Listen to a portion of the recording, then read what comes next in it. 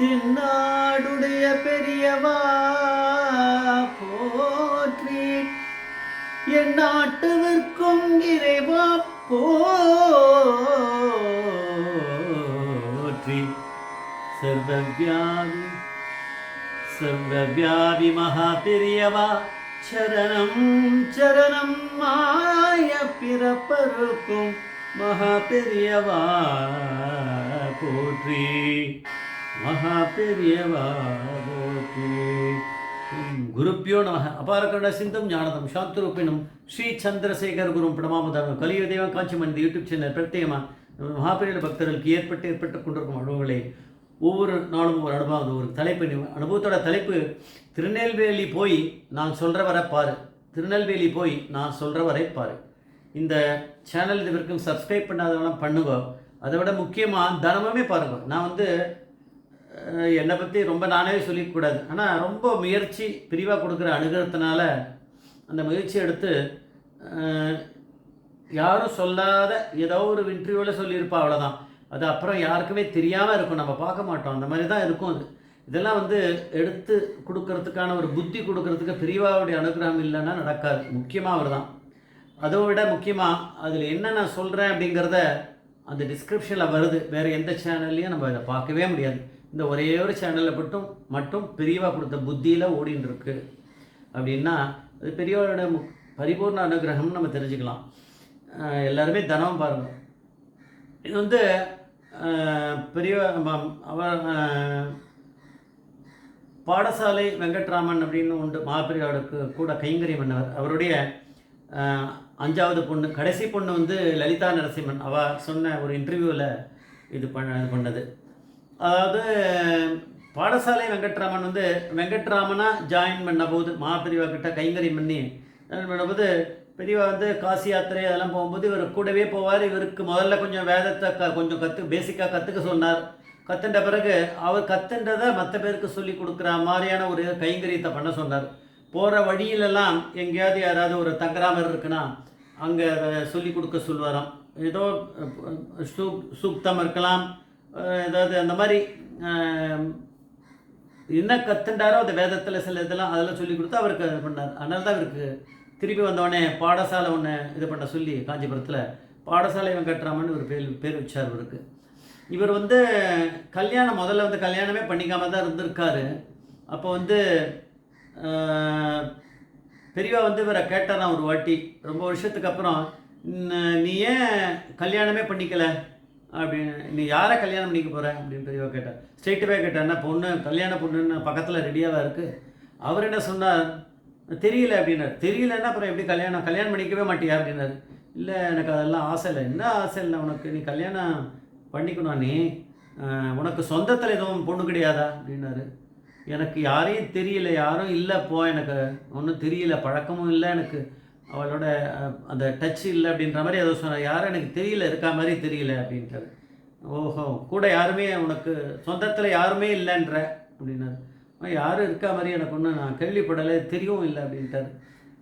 சரி, நான் ஒன்று சொல்கிறேன், நீ அங்கே போய் ஒருத்தரை பாரு. இதை இந்த லலிதா நரசிம்மன் மறந்து போயிட்டா. யார் பேர், எந்த இடத்துல எக்ஸாக்ட்லி போய் பார்த்தார் அவரை, அதை மறந்துட்டார். ஆனால் மறந்தாலும் பரவாயில்ல, நமக்கு அந்த இன்சிடென்ட் தானே முக்கியம். நீ திருநெல்வேலி போ அப்படின்னு சொல்லி சொன்னாராம். போய் இந்த கிராமத்தில், அதை மறந்து போயிட்டா லலிதா நரசிம்மன் அந்த பாவம். இந்த கிராமத்தில் போய் இவர் பேரை சொல்லி இவரை பாரு. அவர் போய் இந்த மாதிரி, நான் இங்கேருந்து வரேன், இந்த மாதிரி என் கல்யாண விஷயமா இங்கே யாரோ இருக்காளாமே, அதுக்காக நான் வந்தேன் அப்படின்னு சொல்லி அவர் அதுக்கான இதை பேசுவார். நீ அதை பார்த்துக்கோ அப்புறம் அப்படின்னு சொல்லி பெரியவா. இப்போ பெரியவா என்ன வெறும் ஒரு இடத்துல உட்காந்துட்டே இல்லை. பெரியவா அதான் நம்ம தெரிஞ்சுக்கணும். பெரியவா ஏதோ ஒரு சன்னியாசி ஏதோ ஒரு இடத்துல இருந்திருக்காரு நம்ம நினைக்கிறோம், முட்டாள்கள் நம்மலாம். பெரியவா சஞ்சாரம் பண்ணியிருக்காரு எல்லா இடத்துலையும், நம்மளுக்கு தெரியாமல் இருந்திருக்கு. அவர் யார்கிட்டையும் காட்டிக்கல பெரியவா. இந்த சம்பவத்துலேயும் தெரியுறத. இவர் கிளம்பி வெங்கட்ராமன் கிளம்பி அங்கே போயிருக்கார். திருநெல்வேலி போய் யார் சொன்னாலும் அந்த கிராமத்துக்கு போய், அந்த கிராமத்தில் யார் பேரோ சொன்னால் தெரிஞ்சிடும் போல இருக்கே. எல்லாம் சின்ன அந்த காலத்தில் அந்த மாதிரி தானே, கொஞ்சம் வீடுகள் தான் இருக்கும். இவர் போய் சேர்ந்துட்டார். போயிட்டு இவர் இன்ட்ரடியூஸ் பண்ணிட்டு எங்கேருந்து வரேன் என்னன்னு விஷயங்களை கரெக்டாக சொல்லியிருக்கார். சொன்னவொடனே அவர் சொன்னாராம், ஓ நீதானா அது அப்படின்னு சொல்லிட்டு அதுக்கப்புறம் வந்து சொன்னாராம், அவர் வந்து ஒரு பொண்ணை வளர்த்துன்னு வரார். அது வந்து இவரோட அத்தை பொண்ணு. அத்தைக்கு வந்து அத்தின் பேருக்கு இவருடைய இந்த வெங்கட்ராமனுக்கு வந்து நிறைய குழந்தைகள். அது வந்து எவ்வளோன்னு ஒரு 14 இவ்வளோ நிறைய குழந்தைகள் இருந்திருக்கு அவருக்கு. அந்த அந்த அவருடைய குழந்தைகளில் 14-15 குழந்தைகள் போல இருக்குது. அந்த குழந்தைகளில் இப்போ யாருமே இல்லை உயிரோட. எல்லா குழந்தைகளும் போயாச்சு. இந்த பொண்ணு வந்து இவர்கிட்ட இருக்க இப்போ யாரை பார்த்தாரோ அவர்கிட்ட இருக்கிறது வந்து 5வது பொண்ணு. இவருடைய கண்காணிப்பில் அத்தாத்தின் பேர் விட்டுட்டு இப்போ நீங்கள் வளர்த்துக்குங்க, நீங்கள் வந்து இதுக்கான ஏற்பாடு பண்ணிவிடுங்க, இவளுக்கு கல்யாணம் பண்ணின்னு விட்டுட்டு போயிருக்கா போல இருக்குது. அதனால் 14 குழந்தைகள். நான் அதை கொஞ்சம் யோசித்தேன், என்னென்னு எனக்கு மனசில் ஞாபகம் வரல. அவளுக்கு இப்போ வராத மாதிரி எனக்கு வயசாகிடுது, எனக்கும் ஞாபகம் வரல. 14 குழந்தைகளில் 5வது குழந்தை தான் இந்த பொண்ணு. இவர் இப்போ வெங்கட்ராமன் போய் பார்த்துருக்கார். அதை ஒப்படைச்சிட்டு போயிட்டார். எல்லா குழந்தைகளும் போயிட்டு தான், யாரும் இல்லை, அத்தாத்தின் பேர் யாரும் இல்லை. அதனால் இவருக்கு ஒன்றுமே தெரியல. ஆனால் இந்த விஷயம் அந்த இதில் வந்து திருநெல்வேலியில் அந்த கிராமத்தில் அவர் பேரை சொல்லி அவர்கிட்ட பேரை தான் சொல்லலை. ஏன்னா அவருக்கு சஸ்பென்ஸ் இருக்கணுமே, எல்லாத்துலேயும் ஒரு சஸ்பென்ஸ் வச்சுருக்கா பெரியவா.